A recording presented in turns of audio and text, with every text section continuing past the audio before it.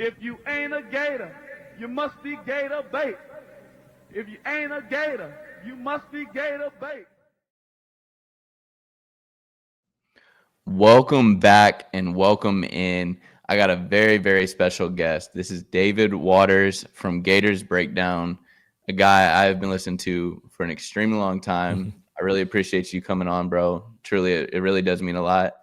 So if you want to introduce yourself, let people know where they can find you. I know we usually do at the end, but that way people can go subscribe.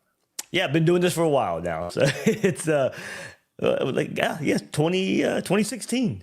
So I think it's the 9th year, but the 10th season covering Florida football in Gators Breakdown format. But everybody, you can follow me at GatorDave_SEC on social media. Follow Gators Breakdown on YouTube, podcast platforms as well. But looking forward to the season. We're officially game week now, so it's here. It's here for this what should be an exciting season. I think it will be, which we start this off. Every guest I have to ask, same with you, who is your favorite Gator of all time? Ooh. You think you had this at the top of your mind? I know. And then it's like, you can say Tebow because of everything he did. And, but it is that around that same, it is that same team. I am honestly always torn between Tim Tebow and Percy Harvin. Understood. So it's, one day it's Tebow, one day it's Harvin. Somebody will share highlights on social media. Like, yeah, that's why he's my favorite player. And then somebody else will share a Tebow highlight. That's why, yeah. So it's honestly between those two. Tebow for everything he did, of course. But to me, Percy is just the pure best football player I think Florida may have ever had. So it's just thankfully they played together and we got to see it. But it's definitely one of those two. I'm fully on the. I believe this within myself, and I will always argue it to the death of me. If Percy does not go to the NFL, we have another one. So I got a couple questions for you here because I want to see just kind of how you feel about it, which I think this is perfect talking about the 08 team. This team this season, where do you rank this team? And I know it's a preseason hype and we saw last year, I think there was a lot of hype going in, but I think it's a different atmosphere and a different feeling this season because of the last half of last season. But where do you put this season, preseason hype right now, depth and all amongst the teams of the last, say, 25 years? Well, you go 08, 06, you go 09. I mean, just that whole stretch there. You go the crazy 2020 year, which a team that should have been a whole lot better than it was. Right. So heading into the season behind those, of course, let's say 25 years. So 2001 team, it's up there. Another team that was better than their record indicated. So you're behind those as well. But then Ron Zook comes in, of course, after 01, and then a bunch of 8 and 5s. I think this team should be better than any of those. Urban's first year was a pretty good team, a really, really good defense while they're figuring the offense out with Chris Leak. So, maybe somewhere in that range coming into the season of a first-year Urban Meyer. And that 2019 team for Dan Mullen was really, really good. Your only losses are LSU and Georgia that year.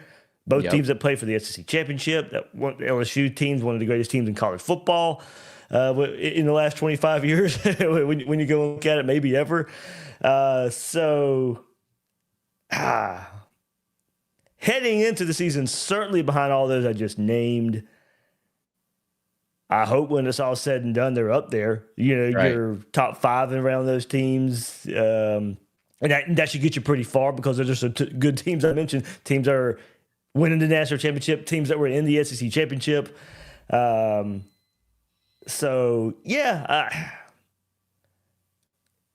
Preseason wise, top 10ish. Yeah. And they can and if it plays out like we think it can be, it can go higher. Yeah. I think that's kind of where I'm at with it too, is with The preseason hype is extremely real, and I've said it. I'm not going to tell anyone we're going to lose a game until we've lost the game. Like, we're going undefeated, and that's all there is to it. And this is the greatest team that's going to ever touch down in the swamp. I'm going to hype them as much as I can. But I really, in all reality, the crazy thing about it is that I think, for example, the Dan Mullen-led team, that team that we thought was going to win a national championship, the Kyle Trask, the Kyle Pitts, I definitely feel like that team was very just above the water good. Like, there was not a whole lot of depth. And when it kind of fell down to it, I think that Dan Mullen was really good at knowing how to coach up Kyle Trask. I mean, there was depth, but I feel like this team here, I've talked about it, I feel like you can replace outside of quarterback. You can replace any spot on this team, and I feel like someone's going to come in and be productive on this team. That's the big part for me why I feel like this team is there is so much hype. It's just how many people that we have that it's just, you got Jaden Woods who's sitting there, and our D-line room is stacked, and it's looking like, well, how do you keep him off the field? Receiver room stacked, and it's like, well, how do you keep, Nashawn Montgomery off the field? All these different players, and I'm like, that's why I look at it, and that's why the question kind of struck me last night. I was like, I got to ask that tomorrow. Yeah. Because you've obviously been covering a long time, and I haven't done podcasts a long time, but I've been watching a long time. Yeah. And I'm just like, man, just looking at it top to bottom, like, this team, there is so much talent. And maybe this is coming from the Florida Gators goggles that I got on, but I just feel like this team there's something special brewing there. Like, truly. It's taken a while. This is a lot of developed talent as well, and the recruiting talent's been okay, but you're still not Georgia, Alabama, Ohio State. You're still not there, but you do have, now you pair it with the experience of those guys that have been here, and that should close the gap that has been somewhat, when you just look at pure recruiting rankings, if you want to go into that probably still lags behind those big time schools. But then you offset that with a 5-star quarterback like DJ Lagway, and pair that with all the experience like Florida has. And you go back to that 2020 team. If we go back to this time heading into that season, we didn't know that defense was going to fall off of a cliff. Now, don't get me wrong. Right. A lot of people were still not big Todd Grantham fans, but the 18-19 defenses were not that bad. Right. And then they just fall off of a cliff in 2020. Yep. I hope that, that was unforeseen. We knew they had room to grow. It was my whole thing was, can the defense just get better to play with the elite teams? Well, exactly. They didn't do that. They just completely didn't play with anybody. Yeah, exactly. So it's now, hopefully there's no unforeseen drops with this team like 2020, like we just didn't see with that defense. But going to that point, I think this team can be deeper than that team, and certainly on defense. I do think they are deeper on that side of the ball. So I think hopefully when this is all said and done, I'm putting this team ahead of that 2020 team. I agree. And I think the thing with it too is kind of in where I can somewhat ease my mind is, like you said, we know those 18 and 19 defenses, they were talented. Then the 2020 is just like, was a complete just roller coaster drop down, like out of nowhere.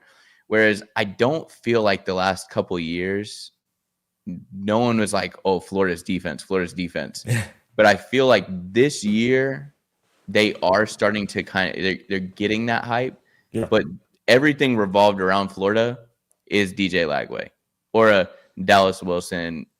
That's the outside media, not within the Gators fans. It would not shock me if come the end of the season, playoffs, whatever the case may be of where we get to, that they go, yeah, Florida's defense carried that team most of the season. And not in the sense of that I don't think that Lagway go out there and put up 40 points a game.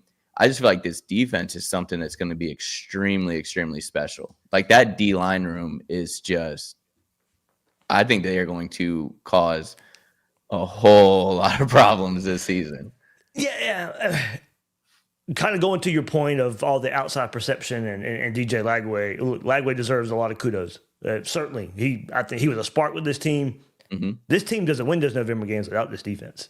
I mean, this defense played so much better, came such a long way than what we saw at the beginning of the season. And I mean, that November run was special. Like, you saw the signs of the defense getting better after the Miami, after the Texas A&M games. Now, some of that was opponent-based. UCF's offense didn't have a passing attack whatsoever. Tennessee's offense with Nico could not hit anything down the field.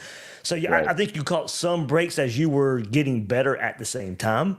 And I think that really paid dividends. I think to give that team some confidence. I was like, hey, maybe these games still aren't going our way. You know, we barely lost to Tennessee. We turned Georgia over like crazy and Carson Beck throwing interceptions. We still came out on the short end. But I do think, hey, we're playing better. It gave them some confidence that once DJ Lagway did come back after that Texas game, that defense just took another step against even better offenses. I think they got their confidence up in that stretch in the middle of the season. Yeah, those offenses weren't good, but it gave them a chance to get some confidence up that I really think went a long way in November. And hopefully that November stretch is another step in giving them confidence for a now entire season for 2025. Right. Another thing, when you look at any Gators defenses that have been great in the past, I feel like a big thing, and I feel like it's a key word that it just sticks out in my mind with that defense, is just they had so much swagger to them. Just so much swagger to them. I mean, going up there with the Vernon Hargraves defenses, I mean, they're pre-snap, he's out there dancing and, you know, I mean, they're just vibing with each other. That's the vibe I'm getting from this defense this year. Is I'm like, I feel like you're going to see the Tyreek Sapps. You're going to see, you know, the George Gums. You see kind of everyone's gelling, everyone's kind of clicking, things like that. But that's the main thing for this team is I think we got to have the defense get the ball back. You cannot sit there and ask, you know, Lagway and co. to move the ball 70, 80 yards every single time that they touch the ball. Get them a short field a couple of times a game, and let's flip the field. I think that's where you need your scores.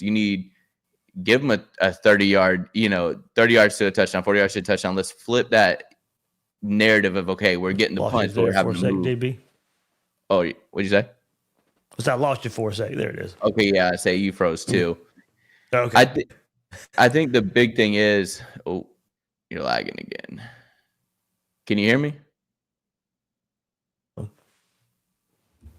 Nope, you hear me? Now. Okay, perfect. Yeah. But yeah, that's my big thing is I want to see this team get that ball back. I want to see the Devin Moores, the Cormanis, Bryce Thornton. He's a ball hawk out there. And I think I've talked about this just recently.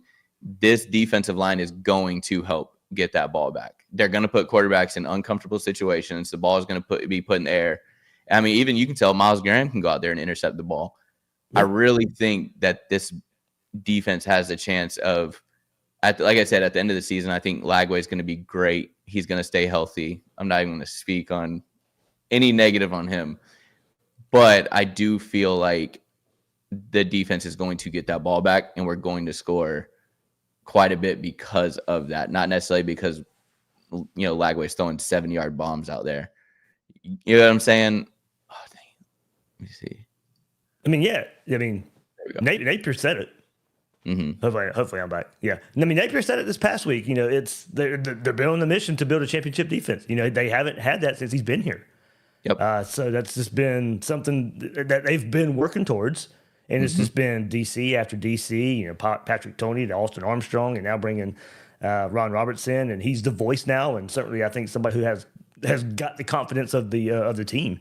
So it's certainly something that they've been building towards. And I think now we'll see it pay its dividends this season. But certainly it was such a huge get to bring back Tyreek Sapp and Caleb Banks. I mean, they just need it. That's one reason I think we can feel confident is you bring those guys back.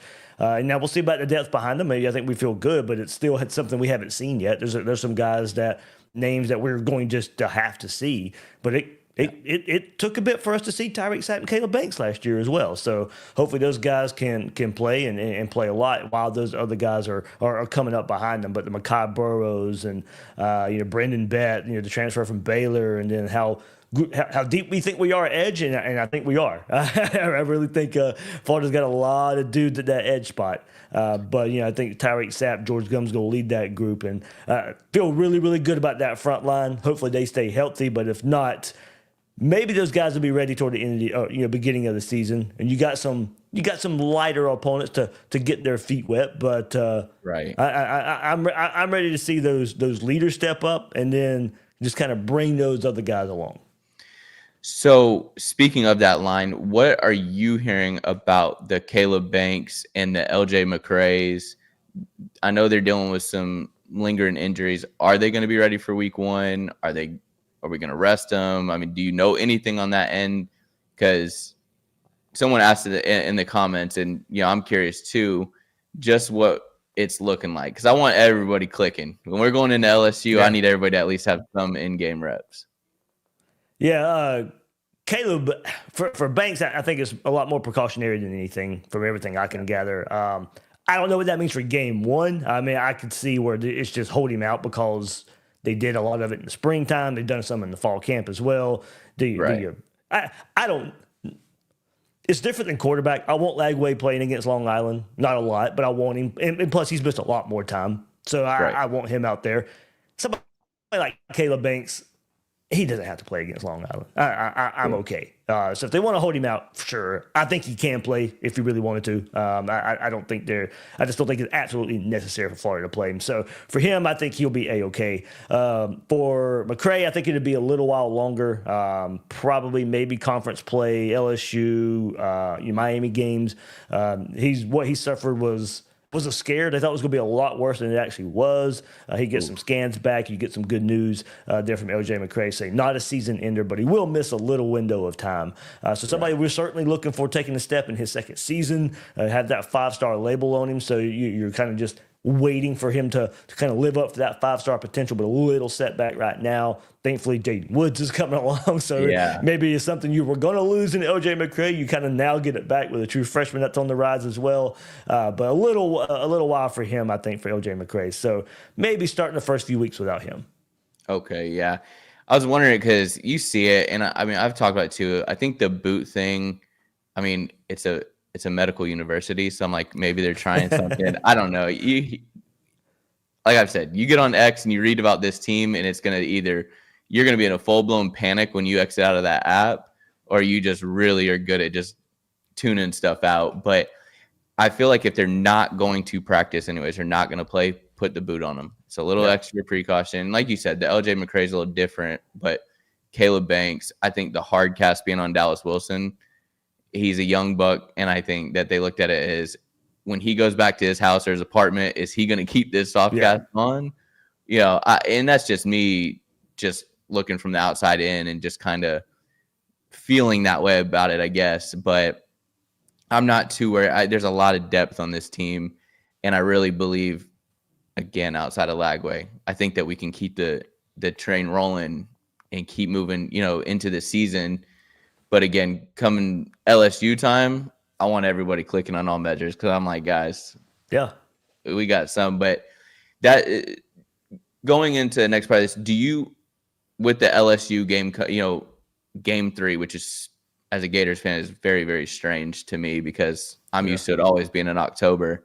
But what games do you think this season, what game do you think is like you have to win that game? And then which game do you think is our toughest game? And they can be the same, but they are different for me. I said this earlier in the offseason, and it caught some people the wrong way. I say the most wins games is Miami in some ways. I think when you get to the end of the year and the college football playoff committee's looking at Florida, and look, I don't think Florida's going undefeated, and I don't even know if any team's going undefeated. That's not a hit on Florida. I think the top of the teams have come back down to the pack a little bit in this college football season. So I don't think anybody's going undefeated. Mm-hmm. I think when Florida's and some of the other SEC teams are going to have, some I think losses. I think there's going to be a little more respect in losing to SEC teams than Florida losing to Miami team. Like if Florida goes to Miami and loses that game, now maybe it depends on what happens against LSU the week before that too. Yeah. But I know when the committee gets together on Florida's resume, I don't want to see a Miami loss. I think that can hurt Florida in the end. If Florida's 9-3, I think they're making it anyway. But I think if Florida's 9-3 and there's a loss to Miami on that, then I can see that really hurting Florida in the end. If there's a 9-3 LSU and their losses are all SEC teams, or there's a 9-3 South Carolina and all their losses to SEC teams, and if the SEC lives up to the reputation that we think they can be this year, then yeah, and add a conference loss to Miami might end up hurting you more than anything.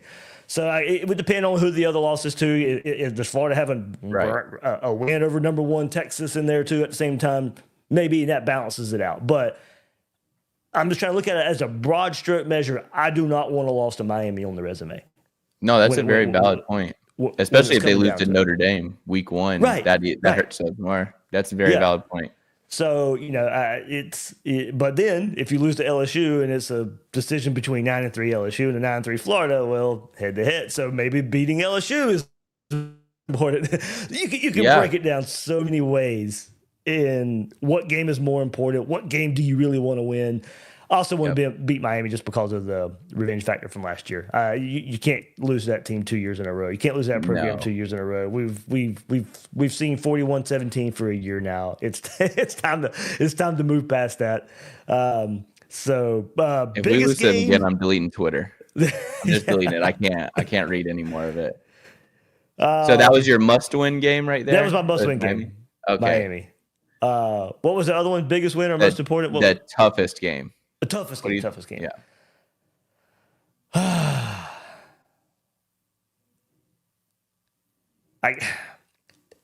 It's got to be a road game.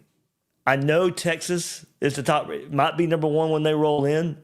That game being at home, I don't know if it's going to be the toughest. We've seen Billy Napier's issue as a head coach on the road. Right. He cannot beat a good team on the road. He's just yet to do it as Florida's head coach. So it's got to be a road game. I'll probably will still go LSU game 1. First road game. I think that might be the toughest game because it is going to be at night. It is going to be Death Valley at night. Mm-hmm. LSU's either going to be coming in 2 weeks after a big win over Clemson or picking up the pieces, all hands on deck. We're already fighting for our life. We got to get a win over Florida because we lost to Clemson. So I think either way, and it's because it's a road game, I think LSU is going to be the toughest one just because there's so many ways for LSU to be looking at that game. It's either continue a hot streak or we're fighting for our playoff lives already in the 3rd game of the season. Right. So I think there's a lot of weight on that game. That's a good point. I've asked this question, and then I feel like you can go back to the last 3 videos, and it's been pretty much the same. But I have been saying that the must-win is LSU. Yeah. But I can't lie, you kind of changed my mind a little bit. You got me swaying Miami. But also, I feel like Georgia's a big one. And the reason being, and it's not even in the sense, I think beating Georgia this season is more than people see. It's not even just a playoff at the end of the season. I think it's a recruiting thing that is for time to come. Mm-hmm. Is that you have to be, because they've beat us out on quite a few guys. And yeah, we get them here and there, but no, we got to start. We either got to be right here with them, or we need to be just a little bit above them to where it's okay, now we have the upper hand for, the next 5-6 years. They've had their run. Okay, now let's switch this back to ours. So I think that's why Georgia I'm starting to sway back more to it. It's so hard because that stretch there. But again, like you said, you have to go in there because we're going to beat the first 2 teams. That's a given. But that LSU game, I think, kind of going to your point, I've been saying LSU, but I do think if the committee looks at it and they go, okay, Florida lost to LSU, it was in Death Valley, it's a night game. Mm-hmm. I think that holds a little bit more weight to them where they're like, okay, we understand. As long as it's a close loss, right. And I'm not giving participation trophies, but as long as it's a close loss, I think they can understand that. But I'm sticking to my toughest game being Texas A&M. I think it's right there at the end of that stretch of a gauntlet that you're going to go through. You have to go out to A&M. Yeah, and I could see it, honestly, that being, if we somehow get through that stretch there, we're undefeated going into Texas A&M.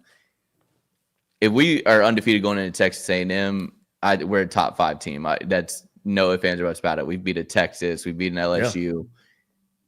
That could be that trap game that you see us, drop one right there. And we've seen it before in 06, 08. You saw us drop a game. That could be the one, but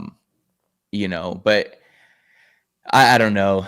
Hey, personally for me, it's always Georgia. I mean, of course, I grew up in Georgia. I hate that team more than anything. I can respect that. But also, I did talk about this. If you want to look at it, I mean, this is probably the closest it's been between Florida and Georgia in quite some time. Like you got to take advantage of that. I mean, the gap is closed a bit. Yeah, they still recruit, but it is with all the experience of Florida coming back and the superstar quarterback. It is time. It is time to change the fortunes of that game. So I saw it in the chat, and a lot of people have been asking this. If not now, when? Because it's just you feel good about where Florida's at. So it is time to go to Jacksonville and get the win. Right. I will say this. This is something that I've been, and I see it, and I understand where, like, the thought and the idea is coming from of like, well, this is a year we have to do it. And I'm like, me personally, I don't like that mindset because what I fully believe is, and of course, I want this to be the year, but I don't want to look at it as like, this is a year we have to do it. Like we're an Auburn team with Cam Newton, or we're this team that's going to make one run and then we're going to go back to the 7 and 5s. And I don't want to look at it like that. I believe that Billy is building a squad here. And yes, I think that this is a year to make a splash. I don't think this is like the year that's like we have to win the national championship this year or we're never going to win it. I think that this is a detrimental year in the sense of you have to win a lot of ball games this year to change that narrative of, okay, Florida football is back. Now these recruits want to come here, and we keep building this machine that we're trying to keep well-oiled and keep moving forward. But I don't like the thought of, well, we lose a lot of seniors next year. No, okay, yeah, this is a year that we have to prove it, but I don't think like this is the only year that we have. You know what I mean? And I get that too, especially with Lagway, because you have a quarterback like him, you have a chance, of course. And at the same time is hopefully you catch a schedule break next week or next year. Can it be this hard for 3 years in a row? And I know we all know about the 9-game format now and how will that change, and the 3 permanent opponents, who's that going to be, and how the rotation sets up. So look, you go into 9 conference games, it's going to be tough anyway.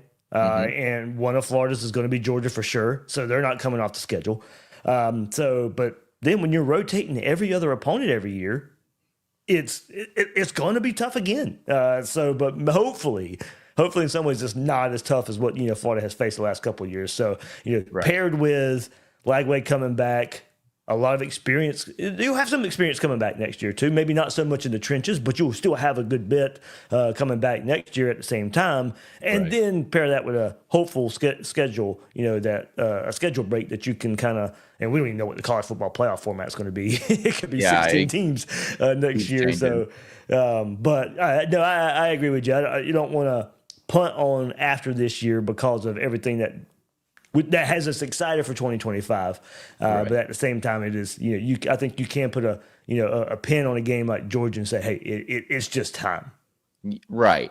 And I agree with that. Like, I definitely think it's time to change the narrative of I keep seeing, these different Gator Instagram accounts share, like where Steve Spurrier said about Tennessee, like 7 and 5 is a great season for them. Like, his comments, and I'm like, well, that kind of hits a little too close to home because of last season. And I'm like, if we're just being honest with it, and I want to see us turn. I want 10-win season at least. We got to do it to show something. But with the 9-game season, who do you want to see our 3 set opponents be? If you could pick who they're going to be. In a utopia where, Florida's just the best team and it doesn't matter. Georgia, Tennessee, and Auburn. But because look, Auburn is the second most team Florida's played. It's the second closest drive from Gainesville in the SEC. Now we at least get to play them every other year. Yeah.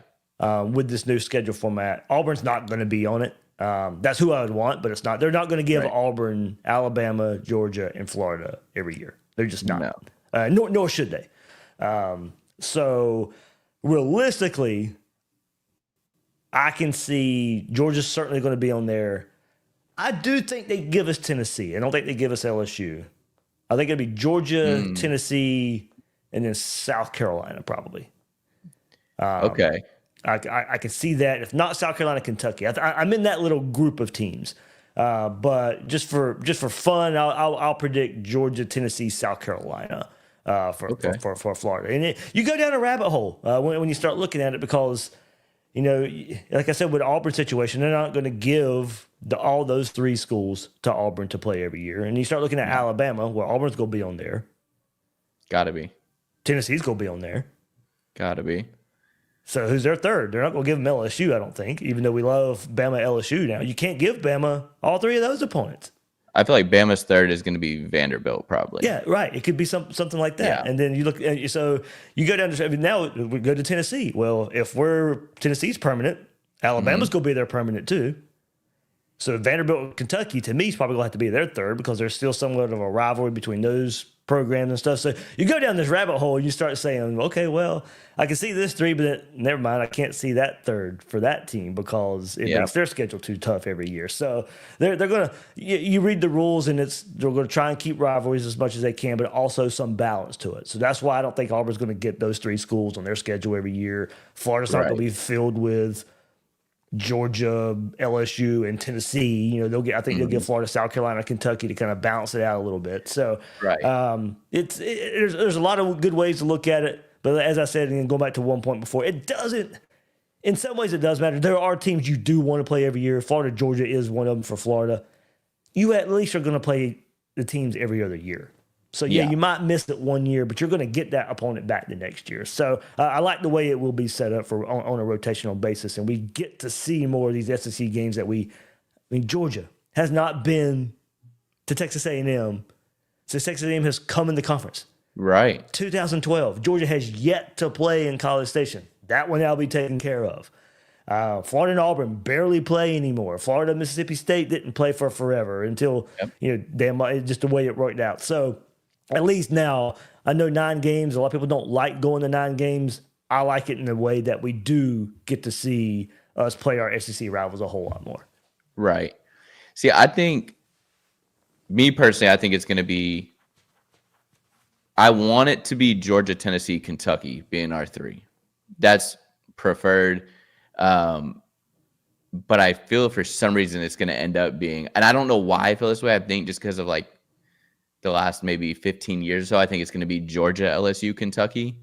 I hope not. I mean, I'm fine if we can take a break from playing LSU. I feel like that always gets rough.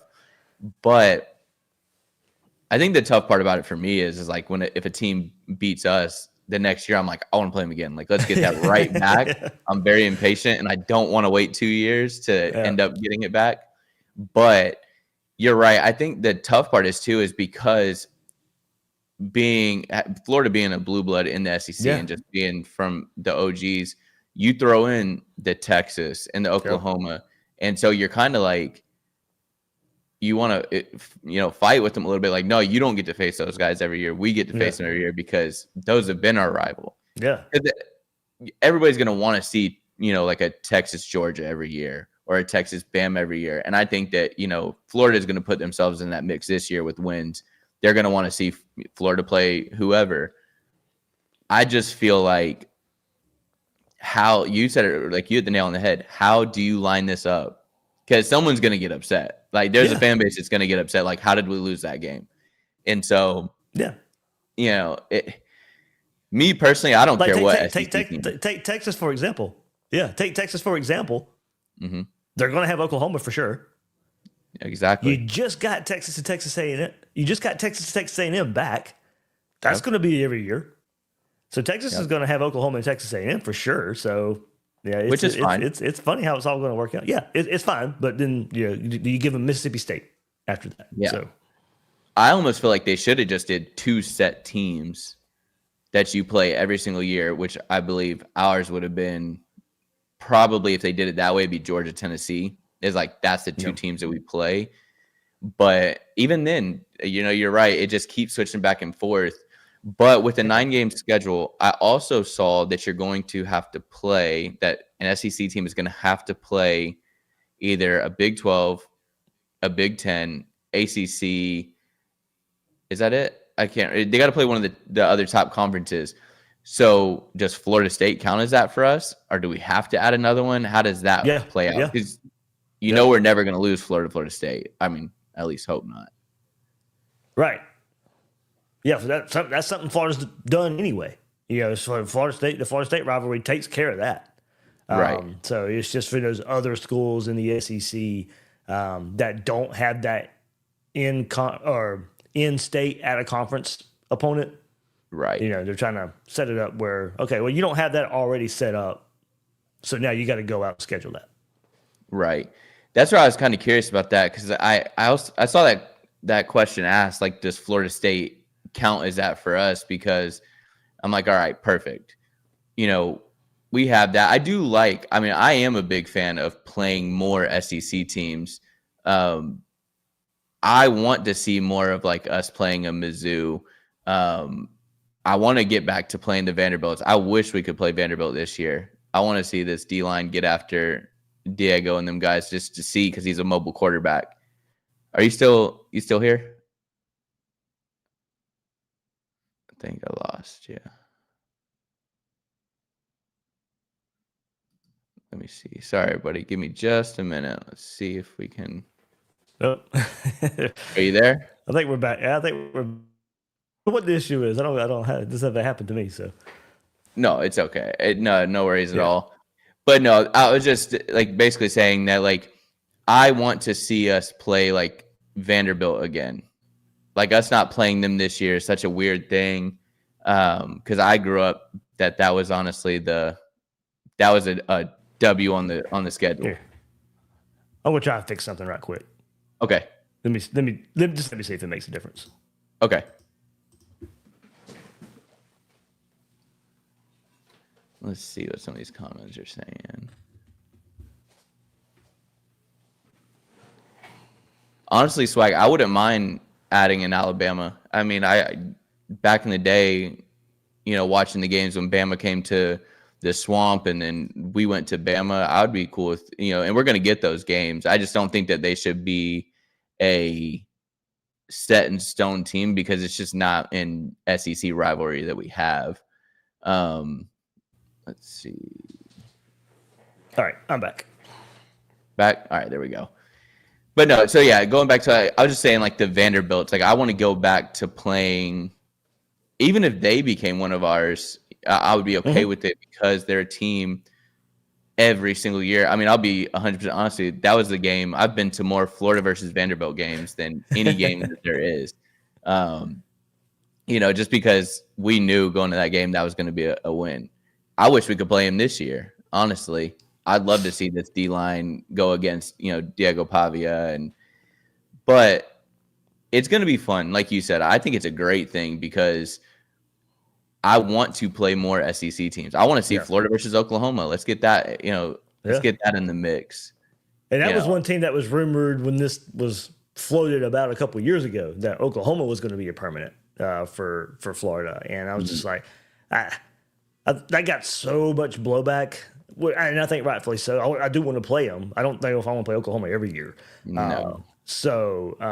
I think they'll go back to the drawing board with this. But, we'll see what the college football playoff model is too. I think that's going to go a long way in deciding, are there AQs and you get 4 automatic qualifiers. And at that point, a lot of people were saying, well, why do you schedule out of conference games then? If strength of schedule, it's not going to matter.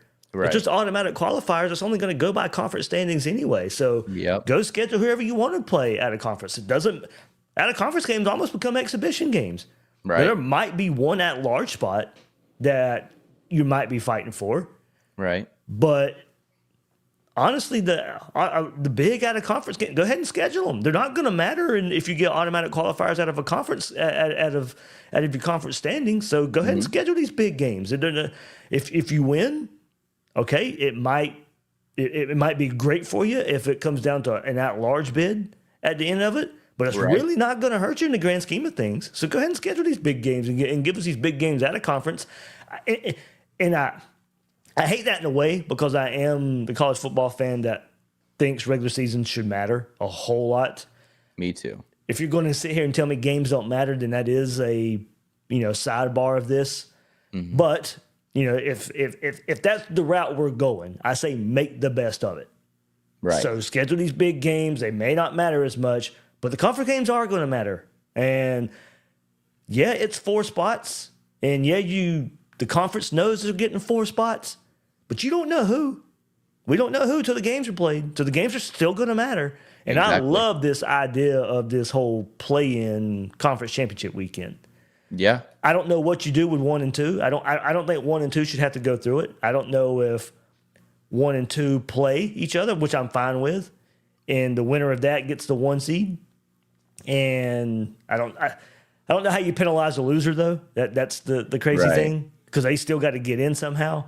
But let 3 play 6 and let 4 play 5, and those are some great games I think on conference championship weekend. Make extra home games for those 4 teams that have to play.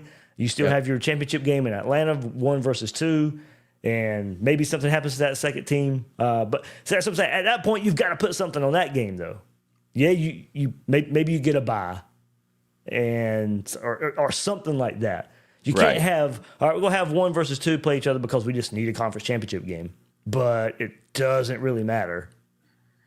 So, because both teams get in anyway. Yeah, they should, but there should be something at stake, on that, your quote unquote SEC championship game. But I love the idea, since there is going to be some schedule imbalance of 3 versus 6, 4 versus 5, and then you take your winners, and that's how you make up your 4 teams of your automatic qualifiers. I like that idea too.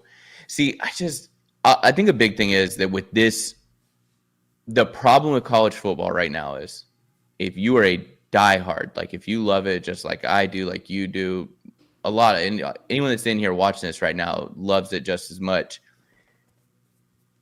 The college football committee is going to have to come together. They're going to have to put their foot down. They're going to have to say, this is what it is, and this is what it's going to be. And they're going to have to just stop. I get it. You got to iron it out. But at some point, you're going to either have to stand on it and die by it, or stand on it and thrive. Like there's just, you got to go one way, because every single year, because right now you got people like Lane Kiffin saying, well, I want to skip the conference game. Yeah. I don't want to do the conference game because I want to get the bye. And how do you fault him for saying that? Yeah. Because Ohio State goes and wins the national championship last season. So, and then you got Notre Dame, who doesn't even have one. Yep. And they get into it. So I feel like a big thing with it is you got to put your foot down. You have to set yourself in there and say, okay, this is what it's going to be. However it's going to be, whatever the format is. I like automatic bids, but like you said, there's got to be something that shows why those people are there. But I guess the other thing is, one of the questions I have with it going into the playoffs, do you think that we should go back to the BCS style where it's computer generated, or are you okay with the committee? Because I have an opinion on it, but I want to see what yours is. So if you go this AQ route, there's no need for a committee, and there's no need for a BCS. True. Your conference standings are what makes up your bracket. So if the SEC gets 4, the Big Ten gets 4, there's 8. ACC gets 2, there's 10. Big 12 gets 2, there's 12.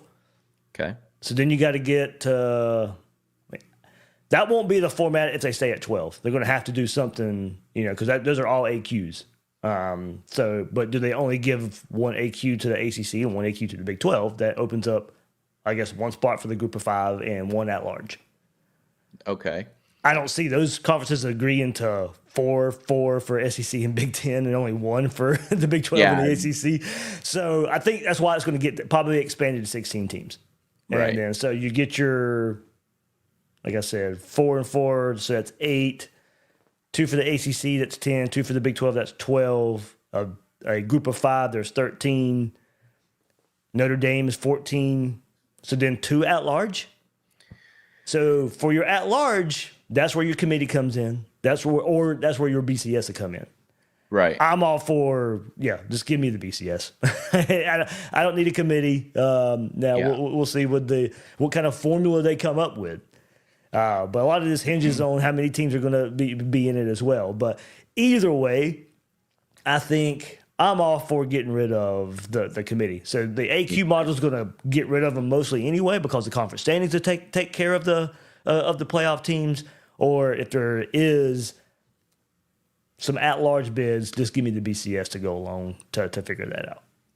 Yeah, I'm not a huge fan of the committee. I'm very big on that. Everyone's going to have their own opinions, and I get it. They're like, well, they put the best teams in or this. Okay, I understand that you say that, but these are real humans with real opinions that there's a reason that they are in a college football committee is because they're fans of football. They didn't just go grab Joe Schmo off the street and go, hey, come in here and help us decide what we should do. They got to know football. They got to know strength of schedule. And those people had opinions at one point of who their favorite team was. And not that I look at it in a manipulative way that they're like, but for me, example, you put me in there and there's a chance that Florida is right there on the brink of getting in. I promise you I'm going to fight tooth and nail to get them in. Right. And that's why I'm just like the BCS, I get it. People didn't like it. There were teams that were running up scores so they had a better outlook to this computer. But that's what it was. I mean, if you can't stop them from scoring, that's on you at that point. But when it comes to a committee, they don't care about that. That's where the hard part is. When it's a computer generated, and who knows even if that's the right way. But like you said, the automatic qualifiers, I think that is the end all be all that ends up being the best for this sport. And what we need, I want to see a 16-team playoff, put the best games out there. And honestly, anything that gets me more college football, I'm all for it. Yeah. So one thing about the BCS, though, this is where it would have got it wrong recently. If we'd had a BCS in the 4-team era, FSU probably still would have been in. Oh, yeah. If I'm not mistaken, in 2023, because it's not going to take into account the Jordan Travis injury. You're right. I take it all back. I like the committee. You're right. I take it all back. Yeah, so there's a couple ways of looking at it there. You're 100% right. Yeah, because they're not going to. No, don't get me wrong. I wouldn't use 1 year as a blip, so I would probably still lean the BCS, but because the computer has no idea Jordan Travis is hurt. You're right. No idea. But you changed my mind. One sentence. Yep. That's all you had to say. You had to just bring up the FSU was getting in. We're good. Get me out. I'm all right with the committee. And I do think that does play a big part in it. And I get it that 1 year. I do think that you saw, and it's hard. I have friends who are FSU fans, and when you look at it, I get there's players that didn't play when they played Georgia. I don't care. I think that it would have been the same outcome if they wouldn't played anybody in that college football playoff. Without Jordan Travis, they're going to get smacked. Yeah. But then again, you have the committee that put TCU in there, and they go get the same outcome in Georgia. So it's tough, man. And I think you're right. The automatic qualifier is the way you have to go. Like, you have to go that route, because if you don't, you get these arguments every single year. And apparently that's what the SEC wanted at one time, though. The SEC wanted 5 automatic qualifiers and then 11 at-large spots. That was what the SEC's first proposal was.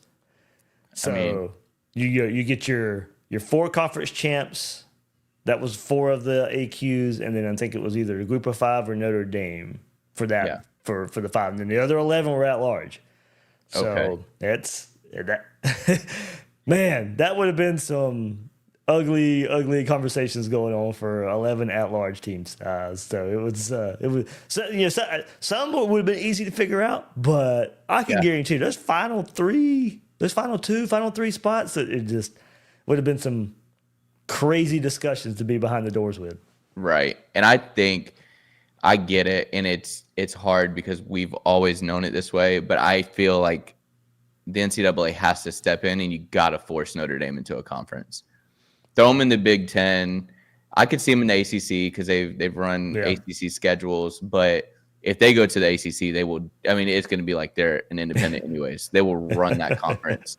But I feel like it is tough because they didn't have that extra conference game. They're able to heal up. They're able to, protect their bodies. But I feel like you have to step in and put them somewhere. You got to put them somewhere that they have a conference game. And I don't care really where it is. Especially in this new model this year. Mm-hmm. Now, as you said, they don't have a conference title game. And now, since they reformatted it because of the seeding issues last year, Notre Dame can earn a bye. Yep. So, no conference championship game. They can earn a bye. Now, they might hurt them. Dan Lanning was not a fan of the big window Oregon had off last year. Right. So, maybe that hurts Notre Dame because they lose some of their momentum or mojo. But also, that is an advantage that they probably would be almost a month without playing a game. Yeah. I think at that point, you got to schedule, go grab another team from right down the road. I don't care if it's a JUCO and play them real quick or something. They just keep the juices flowing. Yeah, I don't know what you do there. I really don't, and I'm really glad that I'm not a part of picking that. Just let me sit back, and I'm just going to keep enjoying college football. Before I let you get off here, I have to ask. I need a breakout player from you. Okay. For offense and a breakout player from defense. I will hit this on Gators Breakdown Monday as well, but if you're listening to this, you'll get a preview of that. Will and I would do our kind of season previews the Monday before the season. Offense, I'm going to go only because of, well, not only because I'm high on him anyway, but since Dallas Wilson's been kind of dinged up a little bit, I'm going to go Vernell Brown III. I think he was probably in line to break out along with Dallas Wilson anyway. And Dallas Wilson probably could down the road as well. But I think we'll see it because of who Florida plays, but also because he's really good. There's going to be plenty of opportunities for a true freshman like Vernell Brown III to get the ball against Long Island, to get the ball versus USF. And I think he's going to make something with it, and he'll just continue on throughout the season. So I'll pick him because I think we'll get to see it early and often. I think Dallas Wilson's going to miss the first couple of games. So I think Vernell's going to have plenty of chances as a true freshman and on special teams as well. So I think, VB3, I'll go him for offense. And then defense, buying into camp hype can get you in trouble. But I'm buying all the hype. I'm buying all the stock. It's going to be Jaden Woods. Jaden Woods is going to be the breakout guy for defense. I don't think that's anybody pulling anybody's leg. I don't think that's something that's not really happening. They're trying to talk somebody up. Nah, Jaden Woods is that dude. So I think he's going to be the breakout guy for me. And JB, it's funny because it's kind of hard to pick breakout guys this year, kind of going to our first point, because this team is established. There's not a lot of opportunity for breakout. As there has been in years past. So I think you almost have to go the freshman route because a lot of these guys, we kind of already know who they are. Now, could you go LJ McCray if he was healthy? Sure. Could you go Tank Hawkins and TJ Abrams on offense still? Yeah, you can. But I do think because of what we've just been hearing from these true freshmen, I'm going the true freshman route for breakout players. No, I like that a lot. I think when I'm speaking on kind of the breakout player, I think because it's easy to say the Tyreek Stapps, it's easy to say the DJ Lagways, but I guess more so going into next season, who is it going to be that in Lagways already got the hype, but who is it going to be that's going to be alongside him that they're going to go he's going to be winning awards, he's going to break records. See, for me, KD Daniels on offense, I think everyone's going to learn his name. He's got that lightning quick speed that I think that he can break. When he touches the ball, I think he's going to make the most of it. Him, and then even Aiden Mizell on the offensive side. I think that Aiden Mizell and Lagway have a connection that we haven't fully got to see yet. But I think when it does break out, I think that's going to end up it might be his guy. Yeah. But on defense, I've been back and forth between Aaron Gates and Cormani McClain. But I am very, very big on Aaron Gates, and I think that he's the next DB at Florida to wear one. Okay. he could switch this season, but I think next season he will be rocking the 1. I'm just like, I don't think Tyreek Sapp's going to allow that 1 jersey to be wore this year. yeah, that's true. That's true. He did put his foot down on that. I think you kind of have to listen. I'm listening to someone that looks like that. Yeah. I'm like, yeah, no one's wearing 1. It's good. It's good. I love the Cormani pick. I hope it's Cormani. And me not naming him is not me saying I don't think it will be. Right. Like I said, I went more true freshman route with it. But yeah, I think if you're going somebody who has played and has been on the team, he would be my pick for defense. Right. Yeah. So certainly, yeah, there. On offense, for somebody who's already played as well, I'll go Mizell. I think so too. Like I said, I went true freshman route, but if we want to go somebody who you have seen but you're still waiting to break out, I'll go with you. I'll go with you on those guys. Yeah. Aiden Mizell, I think, has shown splashes of it. Yeah. And I know that he's dealt with a little bit of getting dinged up and things like that, but I feel like that's the crazy thing. You said it perfect. When it comes to this team, it is hard to pick a breakout player because, especially for us, that's why it's like such a fun question to ask because there's so many that you could pick from. That's why I kind of tell people, I'm like, don't pick the Saps, don't pick the Lagways. Yeah, right. Like, see how deep we can get into it. They broke out last year. You can't pick them again. Yeah, exactly. They already did it. So if they break out like even more, I'm happy with it. Trust me. Right. But to me, those guys have already broken out. Yeah, 100%. Well, I'll let you get off here. Again, I know we talked about the beginning, but for the people that weren't here, let them know where they can find you, follow you. Yep. Find Gators Breakdown on YouTube, or you can subscribe there, your favorite podcast platform as well, and then at @GatorDave_ on the socials, but mainly on X, of course, and just ready for the season to get going. So ready for this season. Like I cannot wait. I'm gonna let everybody know while you're on here. I will be at the Florida LIU game. I'm gonna have some t-shirts, some podcast t-shirts, and I'm gonna have a hat. So when you get to Gainesville, message me, whatever. We're gonna have somewhat of a tailgate. It's gonna be me and my family. Come find me and I'll get you a shirt. If I don't have your size, don't take a shirt. Just let me know and I'll make sure to get you your size that fits you. And that way someone else can get a shirt. But I'll have a few of those to give out. But yeah, no, I appreciate all of you in the comments hanging out. Appreciate you coming on with me, Dave. Yeah, man. And yeah, welcome to this crazy podcast world, my friend. Yeah, I'm honestly happy to be here. I've talked about it for way too long about starting this, and now that I'm here, I'm like, oh yeah, I'm fully invested, fully ready to go. And so yeah, I appreciate you. But before we get off here, everyone knows how we end it. You guys know how it goes. If you ain't a Gator, y'all know the rest. Gator bait. Yes, sir.